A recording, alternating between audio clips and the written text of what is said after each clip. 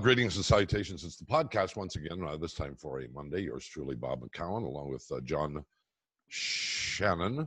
Hello, Robert. Good morning. And there's a special guest for us, a guy we've talked to periodically over the years. Everybody has followed for, decades and decades. Dave Hodge. You make him sound old. With us. Well, we're all kind of in the same bracket, I'm afraid. There's not a damn thing we can do about it. So that would be 5 decades then, if you must be statistical. Yeah, ain't it the truth? Toronto Blue Jays lost yesterday to Baltimore. The consequence of that is they wind up playing Tampa Bay in the first round, which doesn't look like a promising matchup, David. But you give them a chance, and heck, it is, after all, just a 3-game series. I give anybody a chance in a best of 3. If my ace beats your ace, you probably win the series. So Hyun-Jin Ryu has every chance to beat Blake Snell, I would suggest. And I'm also going to tell you that I think the Jays wanted to play the Rays, and proof of that is that in a 4-4 tie, they put Shun Yamaguchi on the mound. And if that isn't an attempt to lose a game, I don't know what is.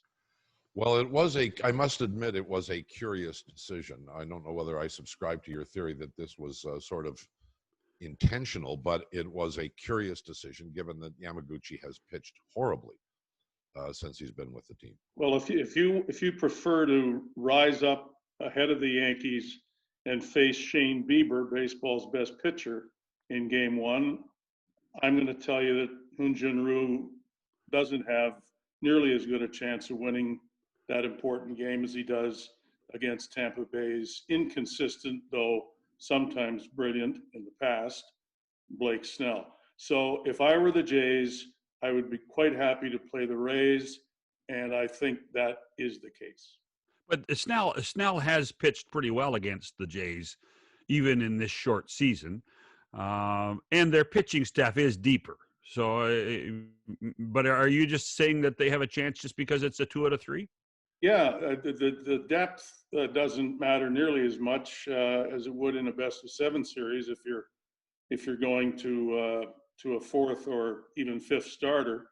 I think in every one of these series, or most of them, let's say, the team with the best pitcher in Game 1 is probably going to win the series. I think Atlanta, which might have the best offense 1 through 9, or let's say 1 through 6 or 7 in the majors, is shuddering at the thought of facing Cincinnati's pitching, Trevor Bauer, followed by Luis Castillo, or vice versa, could knock out Alex Anthopoulos' Braves. And I think a best of 3 is going to be fascinating to watch.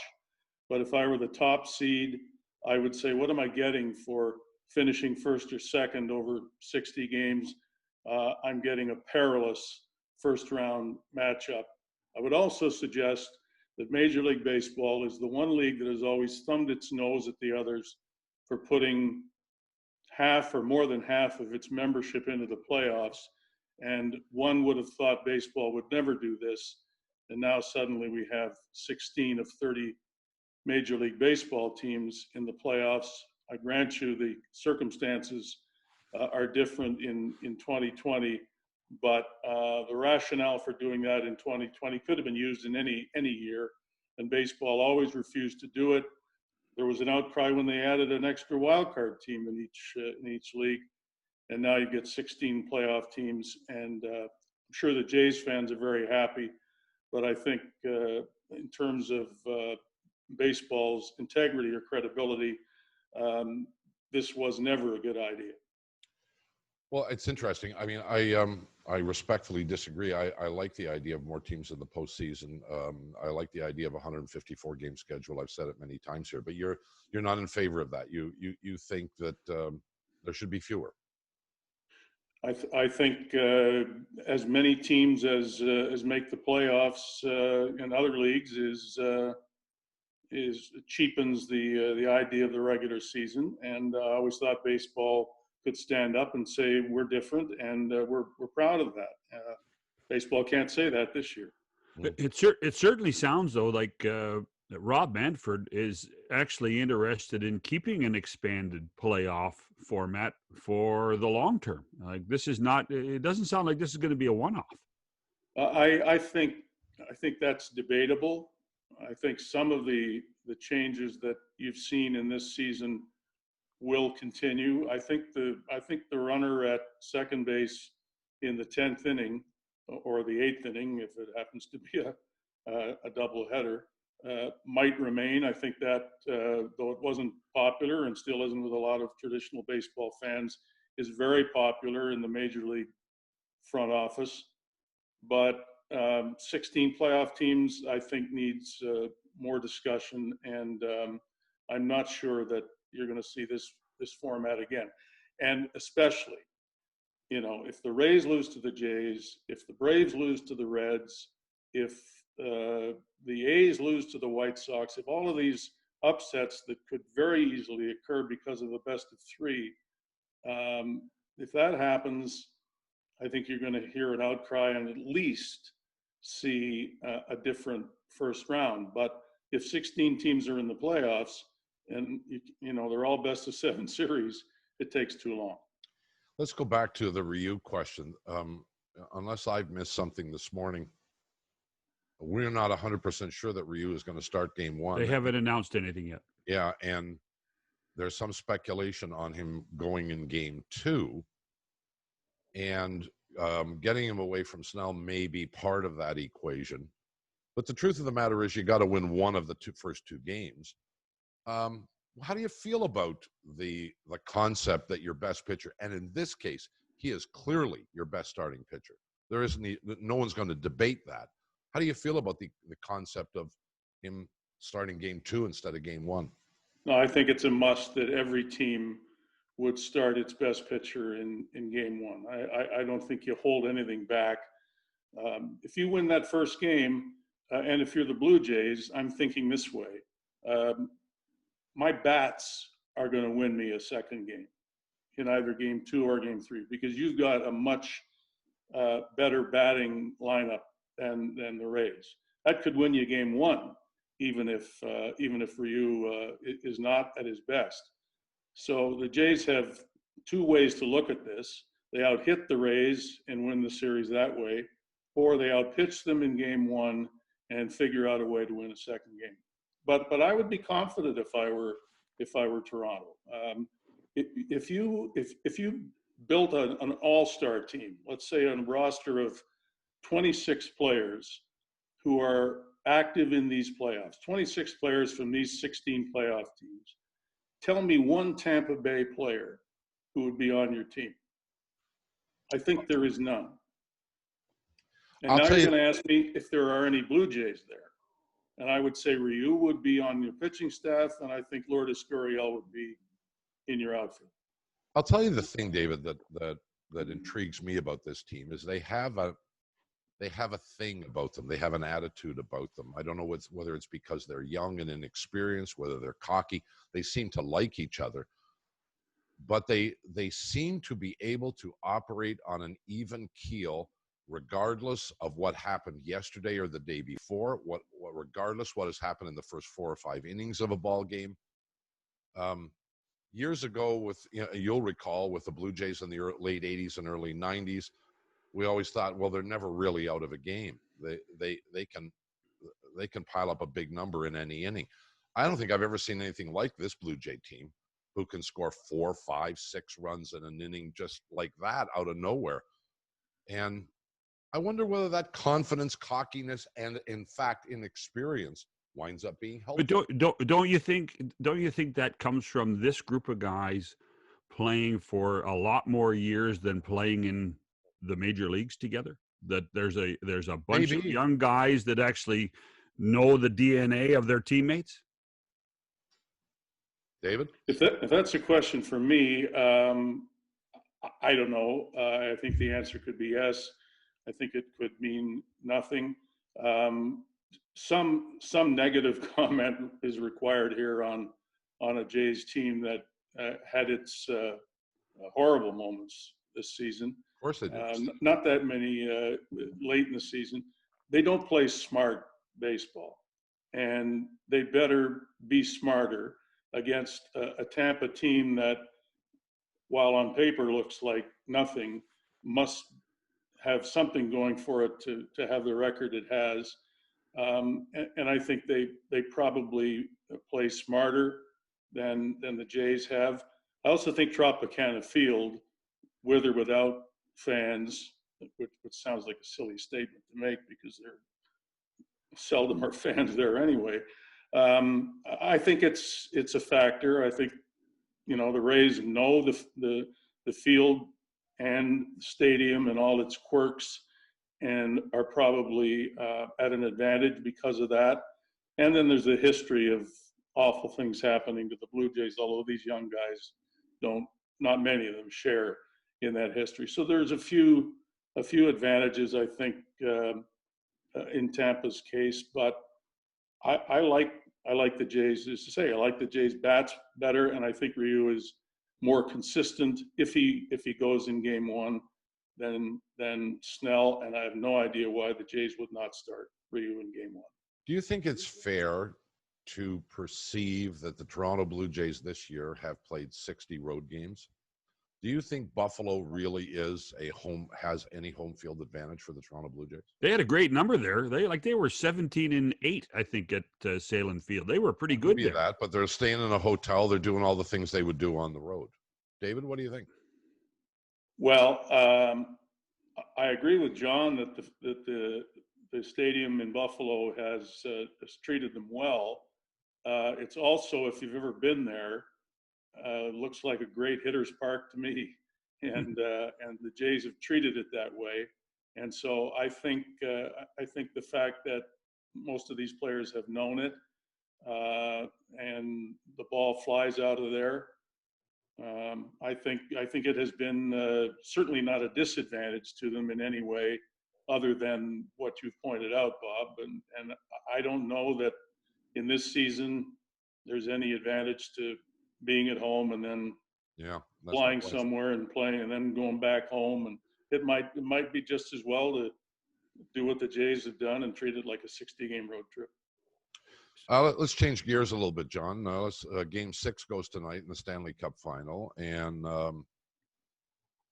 it feels like inevitably Tampa Bay is going to figure this out and close this series out, or not. Or is Dallas got more magic in their sticks? What do you think, David? You asked John first. I'd like to hear his answer. I tell you what, I think a lot of us are surprised that Tampa hasn't been able to close it out. When you look at the horsepower they have offensively, when you see Victor Hedman on the blue line, when you think Vasilevsky's a better goalie than Hudobin, but at the same time, Dallas, for the most part, has played probably a better complete defensive game than Tampa has. And it's too many times in too many years we've seen teams that play, quiet defensive hockey that's not very exciting and wait for mistakes to happen. They win.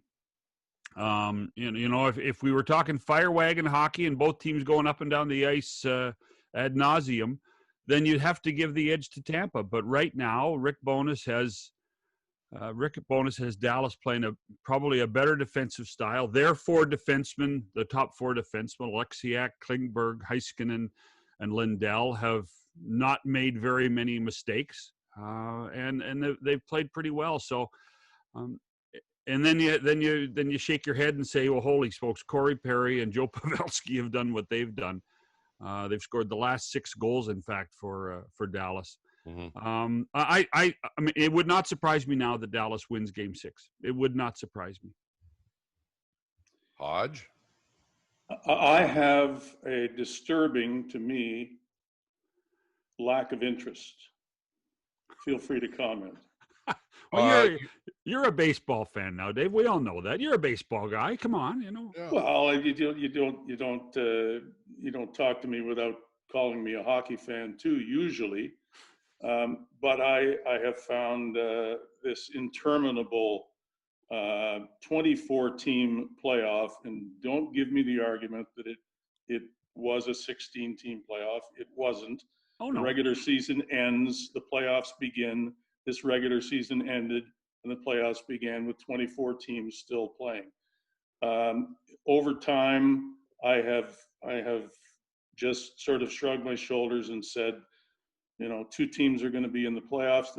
In the final, it probably will be the two teams that handle this bubble situation the best, not necessarily the two best teams in another circumstance, although we'll never know that. But yeah, I don't follow it nearly as closely as I did before, and you could say that there are other reasons for that. But I just find that I've seen enough hockey for 2020. Well, is some of that because it is a rarity to have significant, well, it's never happened, significant baseball games on at the same time as significant hockey games? Yes, the two seasons do overlap. In April, the Blue Jays baseball starts up again. The NHL is going into their playoff situation. You know, it's easy to say, you know, if you're sitting in the middle, well, I'm going to watch the playoffs because they're more meaningful. But here we have two sports that traditionally do not overlapping, and your choice has been baseball, which you are perfectly entitled to, and apparently are not alone in, David, because the television ratings for the Stanley Cup playoffs have not been great.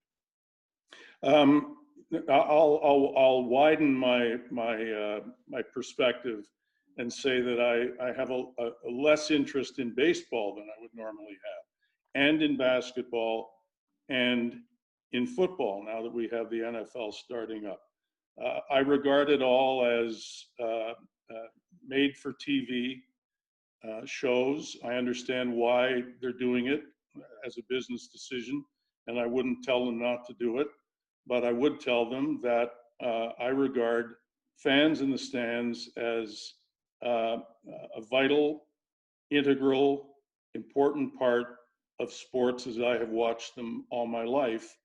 And all of these games and all of these leagues without fans in the stands changes my way of watching, my level of interest, and I'm not going to return to my normal level of interest until the stadiums are full again, and hopefully that will happen sooner rather than later. But I think this affects not only people like me, viewers, and I'm not saying there aren't viewers who are as interested as ever in what they're watching now and are very happy to have it available to them with not much else going on.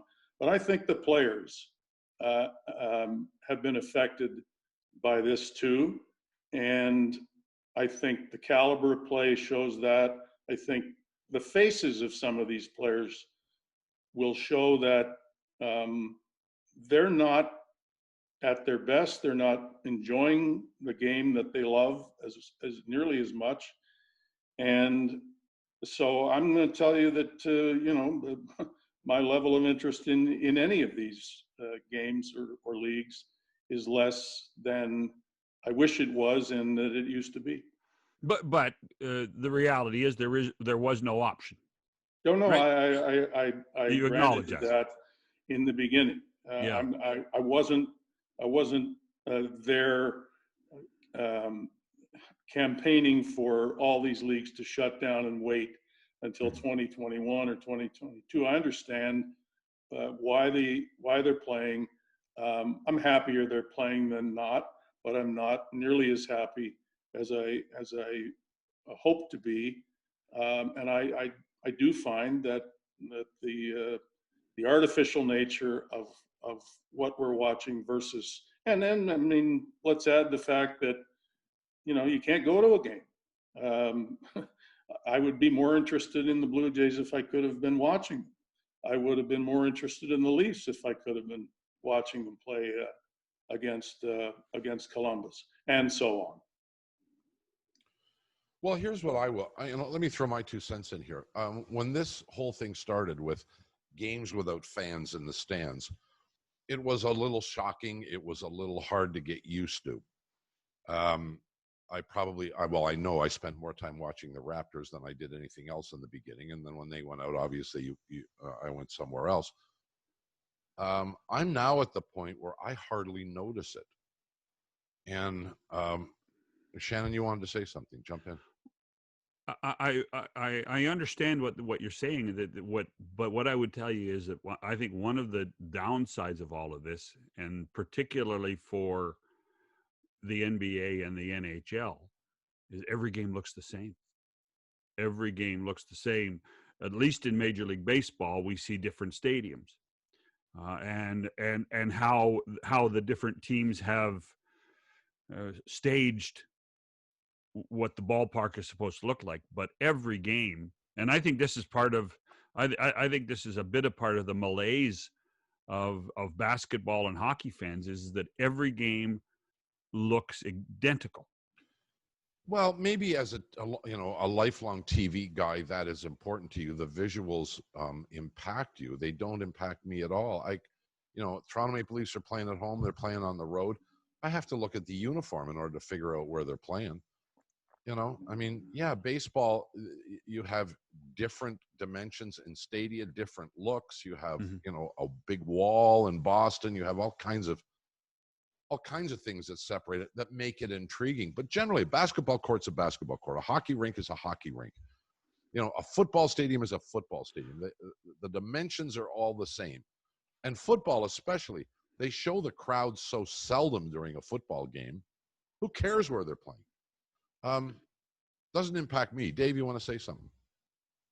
Yeah, I agree with John that the games look the same, and I would add they all sound the same too. Right. It's amazing how the crowds at every one of these games sound the same. The fake crowds. Simulated crowd sound, and I think that affects me. I think that the way a home crowd reacts to a home team's success or failure in various rinks and stadiums, it's different.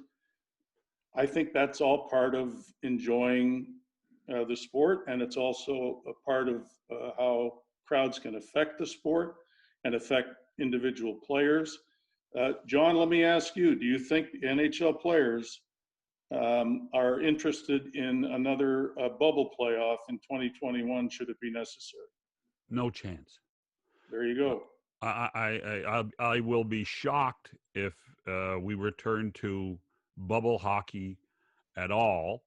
But what's going to happen is that if the pandemic continues at this rate, and it seems to be continuing without any remedy of any sort, what we're going to see is we have to do something in order for the players to get paid.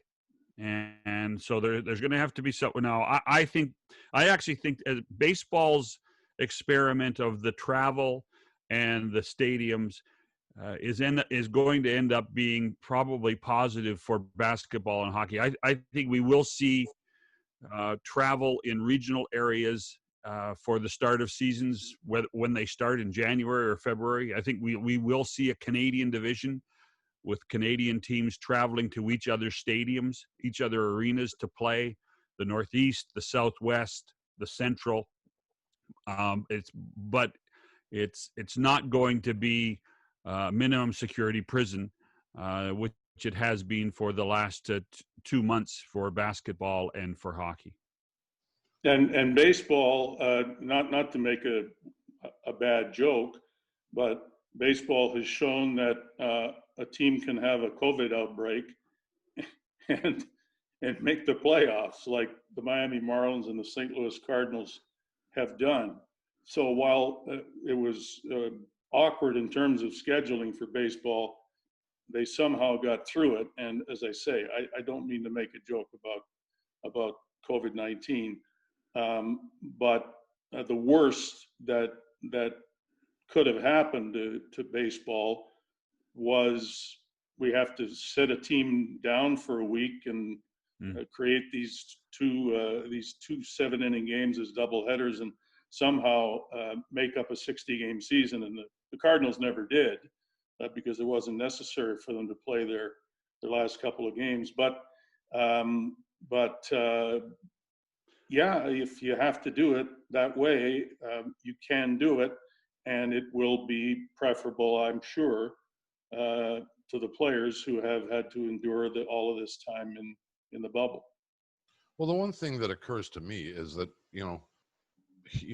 as long as there isn't a vaccine, we're going to be sports is going to operate in a bubble. But I think Major League Baseball has effectively proven that the difference of putting all your eggs in one basket, so to speak, or all your players in one place and playing all your games there, while that is clearly safe, after the first week, baseball had very few positive tests. And these were guys who were traveling every week, virtually, going someplace else. And there was but the players finally bought in, Bob. The biggest problem, problem. But that's the point, John, is the players did buy in, and finally made the difference. Yeah. At the beginning, they clearly did not buy in. Now, we had a couple of isolated cases. We had a couple of players went out to dinner one night, and one of the guys got sick. I mean, and those guys got sent home. But as long as the athletes buy into the protocol, I think we've learned that they can travel. And I'm going to guess, I may be wrong, but I'm going to guess that if the NHL and the NBA come back in December or January. Well, it's not December. It's not December. But they're going to travel. I think they're going to travel. I don't think they're going to go back into this kind of one-site, two-site bubble. The only thing is that they're not going to be able to cross the border. So, so that affects the Canadian teams, of which there is one in basketball and one in baseball. So what's going to happen is that the Raptors are going to, Raptors are going to have to find a venue to play in. Buffalo. Right? When in doubt. And then the Canadian hockey teams will play each other. Maybe until there is a point in the season where fans will be allowed to be in, and then the border will open and life will go on. But right now, we're isolated, or the Americans are isolated. If you put it any way you want, but we're not gonna have cross-border travel in the near future. And now we're about to see, after the first round of the baseball playoffs, how the baseball players enjoy bubbles. And as successful as you want to say that their 60-game season with travel has been, they have chosen, and weather is probably one of the reasons. Although you've seen October baseball every other year, and sometimes it's cold, and sometimes you have postponements. But anyway, they've chosen to sample both methods, and so we'll see how the playoff bubble works for baseball.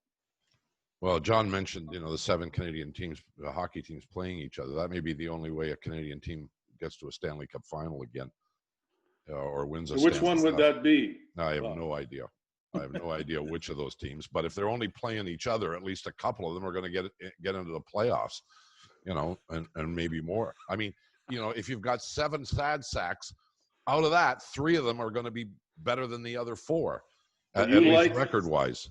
You like lots of teams in the playoffs. We started that way, so I do. I do. I think regular season games put my feet to sleep. I don't understand you two guys and the historic insistence that there's significance to 162 or 81 games. Oh, no. Whoa. No, I'm with you, and I'm betting John is too. Shorten the regular season. Fine. Economically, that's not going to happen, David.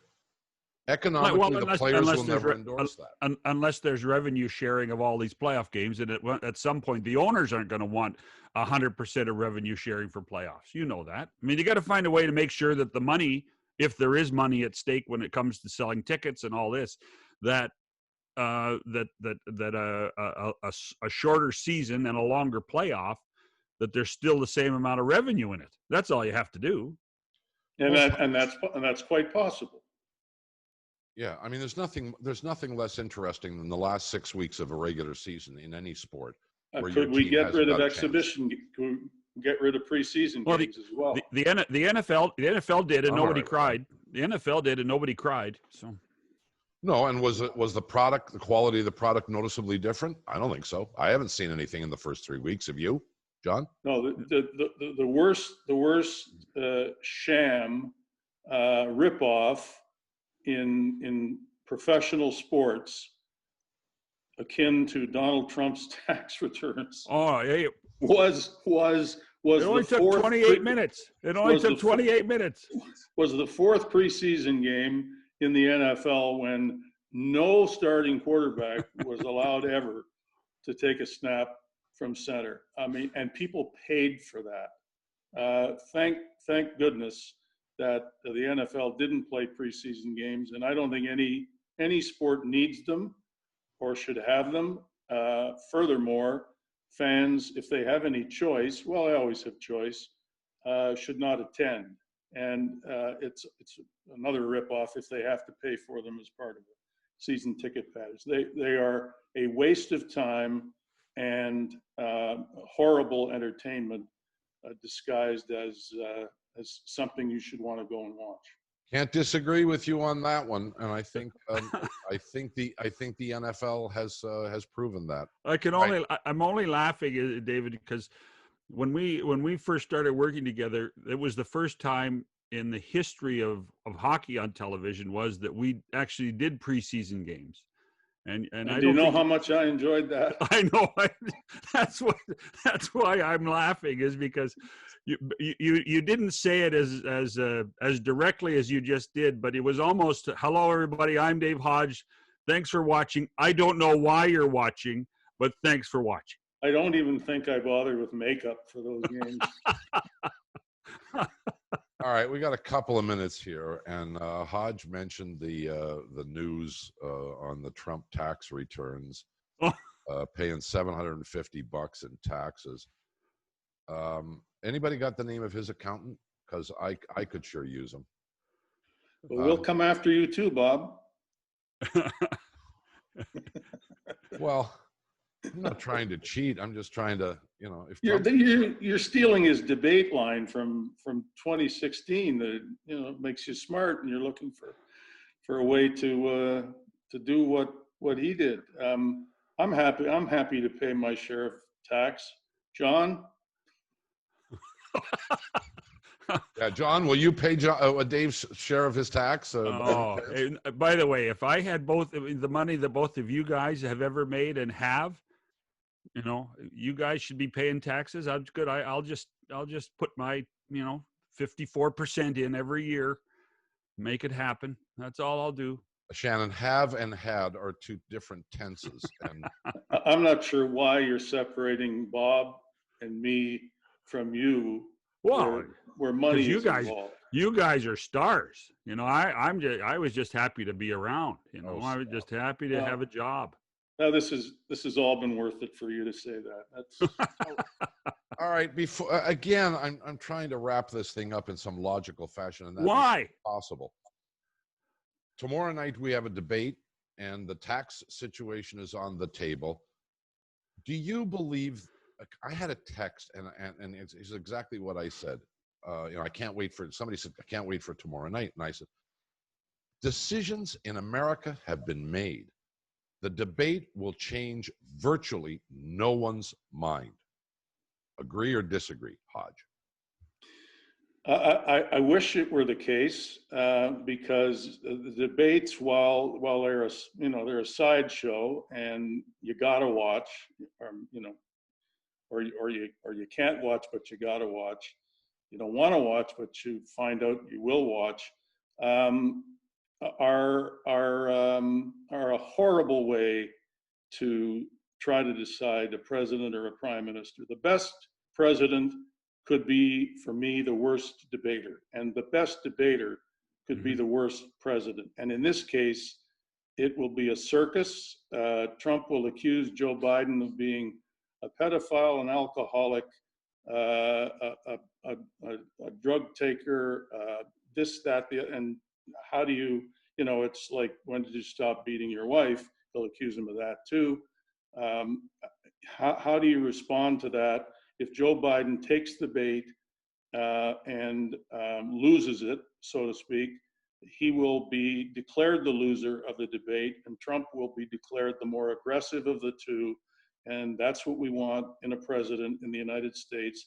And I think there will be an effect, one way or the other, of the debate. Hopefully, Biden is smart enough to laugh when the rest of us are laughing, and look over and say, "Do you believe this guy?"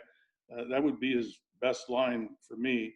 But I wish the debates, A, didn't take place, or B, could mean absolutely nothing. But historically, there have been occasions when debate moments have been considered significant, and it's possible in this case.